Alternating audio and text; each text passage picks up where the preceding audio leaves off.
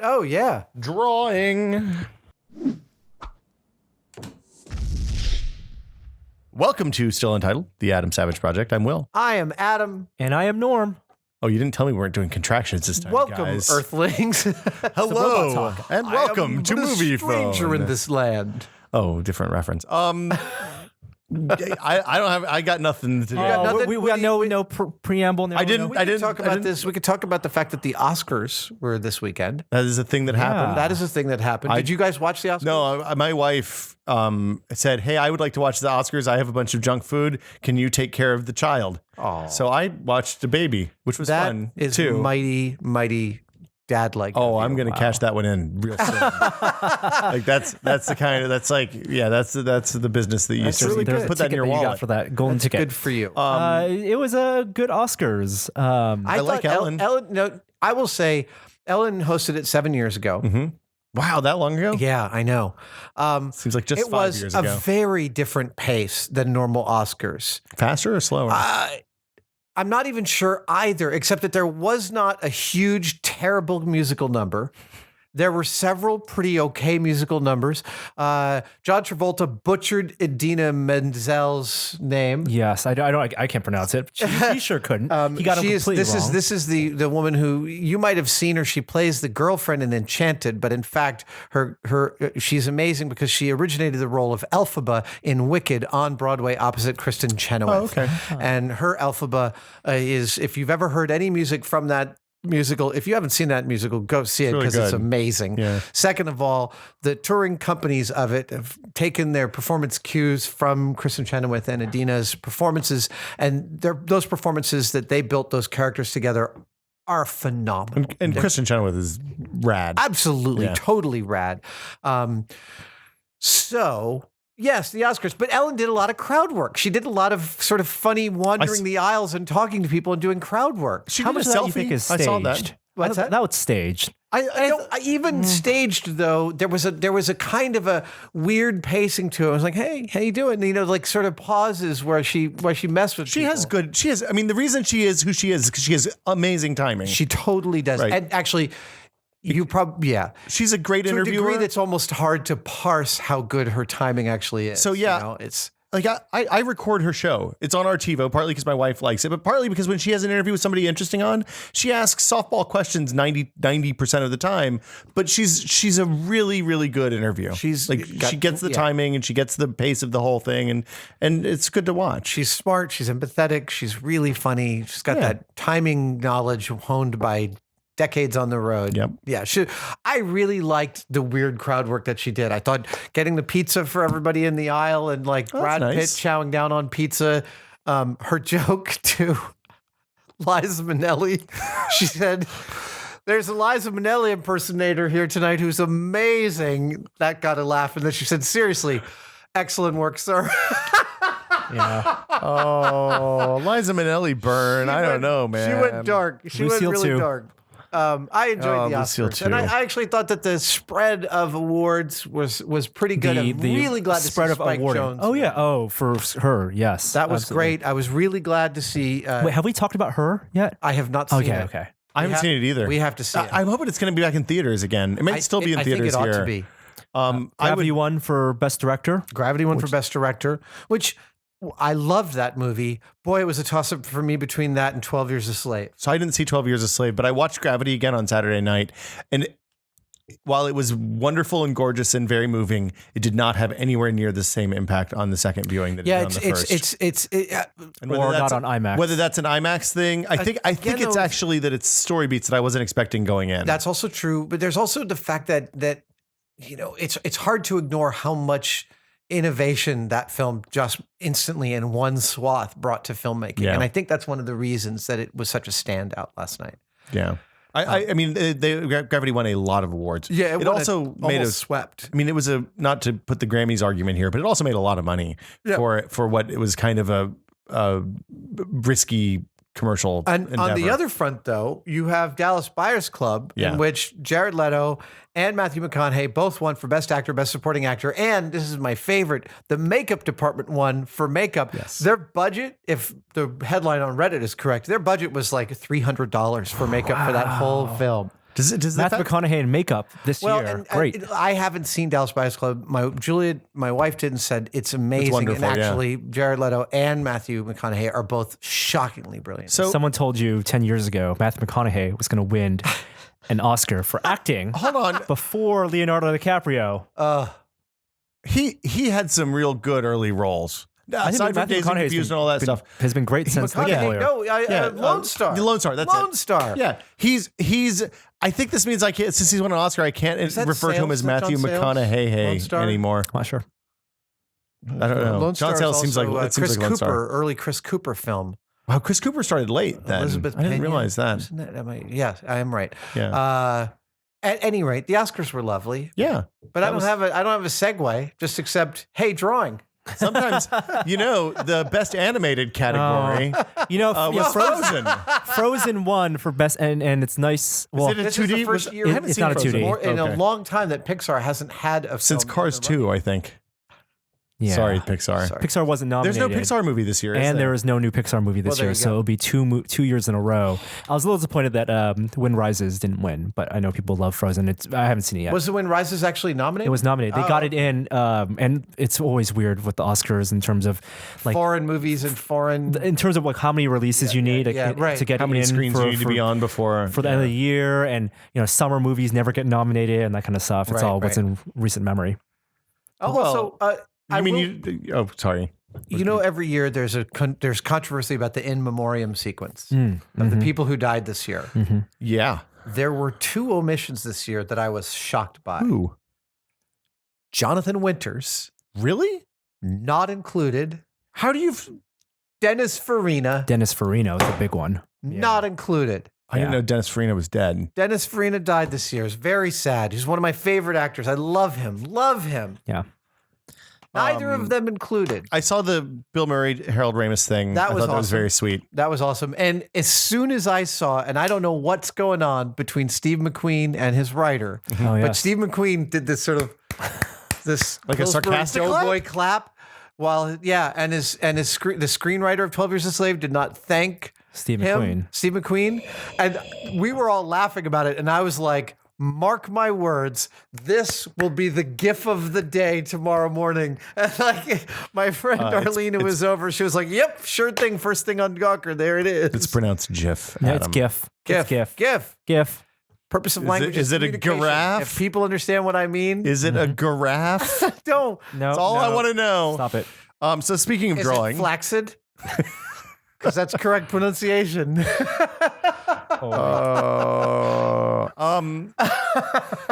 Anyway, right, that's it. Show's over. We were We're not doing this we were podcast saying anymore. Animated films, animated films. Wind Rises, which I Can't think work was under these lovely, conditions anymore. This FYI. deteriorated rapidly. There's a lot of there are a lot of ways to go from animated films. We had talked about Yeah, the so Lego movie. Basically, this is part and parcel of by way of I've been doing a lot of drawing over the past few days. So, and you've been doing it both functional and kind of, not just drawing sketches and diagrams and plans and things well, like that. I draw sketches and diagrams and plans all day long. Yeah. And I'm pretty good at it. I understand single point and 2 point perspective, orthographic views, and that kind of stuff. I've always understood that. But as you know, I like to get obsessed about the projects, and I like to really foment the obsession. I'm looking at it right now. So, yeah, we can't even talk about it. No. Yeah. So I like to foment the obsessions, and I do this in lots of different ways. I gather every piece of information I can around the project. I will also gather every piece of ancillary information. I will come up with alternative publications like manuals and stuff for the thing that I'm building. I have done that in the past. But I had never tried up until this point. And this project that I'm working on, we've covered a little bit of it on Tested in the past, but it's got many, many different parts. It's incredibly complex. It's probably the most complicated prop I have ever attempted to replicate. And there's several in the running for that award. It's breathtaking. I mean, both the diagrams and sketches and the plans, as well as the actual, not Right, so as quite, you but accumulate- finishing, yeah. Photos, yeah. screenshots. And so I started. Well, I was inspired by Tom Sachs. I was looking through his book of Space Program when he did the Mars landing at the Gagosian Gallery in L.A. And That was the second space program Yes. thing, right? Yeah. And he has these beautiful drawings he does. And I was looking at these drawings and they were really kind of getting to me in the right way. I was thinking, right, I get him drawing this. I get the need to illustrate the thing that you've been building and obsessing and looking at pictures of. Isn't it the same need when you replicate something to drawing it is just another layer on top of that in terms of replicating it, but in the 2D form? That ends up being sort of, I've long said that building anything for me is about putting it into my head and then understanding its totality and kind of spinning it around.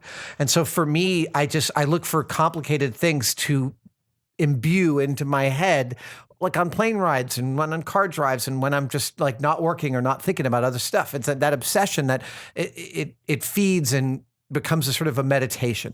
And the drawing, so actually inspired by Tom's drawings, and we'd covered my Mercury suit, I attempted to do some drawings of the Mercury suit, but it was too close to Tom's drawings of his spacesuits, and I'd already sort of passed out of the Mercury mode at that point. Well, it also wasn't something that you'd built. Right. I mean, that's a key. Right. Yeah. That is totally because you're not as intimately familiar with that as you are with the thing that we're not talking about. I hadn't thought about that, but you're totally right. I just paid for my parking meter. I just apologize for using the phone during this from stream. the internet. It's the future. So I started out by drawing a part. I was like, let me just draw a really beautiful drawing of this part with all the things called out, 220 screws, brass, flathead, what kind of thing this is, the bevel, every measurement. I wanted to draw a drawing so that someone else could replicate this part from scratch if they had to. And I'm not going to do just straight elevations and plan views. I'm going to do orthographic views and it's going to be a little bit sloppy. I'm not, what's an orthographic view? I apologize. Just looking at it from a perspective standpoint, like a 3/4 view. So stuff closer to you is bigger and stuff further away is smaller. Yeah. Okay. And I drew this one drawing and I was like, I'm really happy with that. So I drew a second one. I'm like, I'm even happier with that one. And then I sat at the kitchen dining room table for 6 hours and drew like 7 or 8 drawings. And I've been doing one about every 2 or 3 days since then. And it's going to end up, I'm not sure how I'm going to end up with the reveal and the packaging and all of this stuff, but I think we'll try and take a picture of a teaser of one of these sketches to post. Yes, along with this, because we can't just do this and show nothing. I think why don't we show talking about the visual? We'll show the page after the page with the drawing, one of the last drawing on it, the most recent one. So when we'll give you just enough light that you can maybe see the shadow of the indentation of the pencil through the paper. But it has been so to a certain degree. Part of the meditation is the tedium of crawling over every detail. What makes you more familiar with it? There is a joy to that. And the drawing is feeding this tedium in this whole new, really exciting kind of way. Can you talk about the specific process of your drawing? Well, the process is so I'm using these mechanical pencils I buy. Papermate makes them, where you twist the pointy bit and the lead comes out the tip. Okay. My favorite mechanical pencils of all. The ones that are yellow and they look like... Yep, they look like pencils. Yeah. Papermate, go get them. They buy them by the dozen. I have hundreds at any given point because I use them constantly. There's always one at hand. Yes, and they erase really well. So the line is really crisp and sharp, but they erase really well. So I do the drawing, I rough out the drawing in that. And then I go over it in a really fine 0.01 black pen. And I've got a couple of different ones, Stabler is a pen manufacturer, one, and I got another. I'm still playing around with what brand I love the most.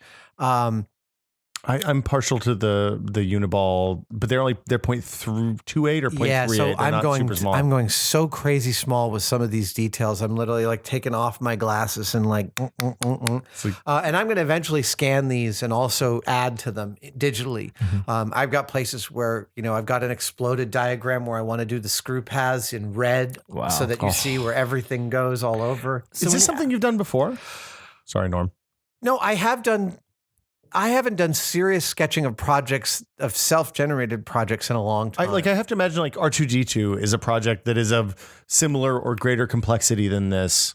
Yeah, I didn't do very many sketches of R2. It was more like pictures with call-outs. It was more like, so yeah. So you took frame grabs and pictures. Yeah, so I'll do something like, okay, let's take R2's front. R2's front is comprised of, there's the coin slots, there's the power button, there is the vents here, there are the arms. Now I take pictures of screenshots of each of these and then close-ups and then measurements and then blueprints, and those each go in a folder by the name of that item. Okay. And so then I'll make compendium drawings where I call out each of those. That's what these are all called. So when I go back in, so my often when I'm done with a project, what started out as a single folder for pictures becomes like 75 subfolders of all the subcategories. And there will be drawings because I do like to do drawings. And this project I'm working on involves a lot of cloth and patterns. And those patterns all need to be drawn full scale. And those get put into a book. So I have kept a long book of the process of building this, basically a Moleskine graph book, a full 8.5 by 11 Moleskine graph paper book. And I have about a dozen of those for different projects because they're really good for working in. But as far as bridging this gap between making drawings that are illustrations of what I'm doing as well as sort of feeding the beast, the obsession, this is new. And it's kind of feels like an awesome. Like as soon as we leave here, I'm going to go home, order some dinner, and sit down. Are you using graph paper? What's that? Are you using graph paper? Or are you using other tools help you with your guiding? No, I'm actually not, and that's sort of on purpose. I kind of want it's not going to ever be a perfect illustration because I am not that kind of drawer. So I want the kind of the hand of the maker on it, the sort of wrong line. It's the intent, semi-shitty, not the actuality. What I like is that it makes it accessible to me. Yeah. You know, if it's perfect, I mean, I could draw one, take it into Photoshop, skew it, and make 5 and make them beautiful, and do force perspective and draw guidelines and everything. But that's not exactly what I want out of this. I want a drawing that's like, yeah, I drew that. It's a thing, and it's not perfect, but it's. And also, it's something where if you look at like a blueprint, where it's very purposeful. On one end of the spectrum, it's beautiful, can be beautiful, and has very specific purpose. And on the other side, if you look at someone who's drawing a blowout diagram for the art's sake, a lot of people like doing those, cross sections and look gorgeous. You're somewhere in the middle where you have this purpose where, like you said, you wanted to draw something where someone could follow along and recreate the prop that you're working on. But in that, you come out with something that's beautiful. Well, and it's a difficult problem because you've got all these things going on. You've got information, you've got graphics. My time spent as a graphic designer is really key in this to get a balance of elements. To where do the titles go? How does this communicate what's going on here? Where's the measurement for that? Where should the white space be? Exactly. And you're thinking about that as you're drawing because you're not going to fix that in post. No, I'm not going to fix it in post. Well, you have an eraser. Yes. Or the idea is that it doesn't need to be fixed. Right. It's very exciting. So we'll tease a pic. Yes. We'll tease a pic with this podcast. Or we could do the thing with the shadows. That's fine too.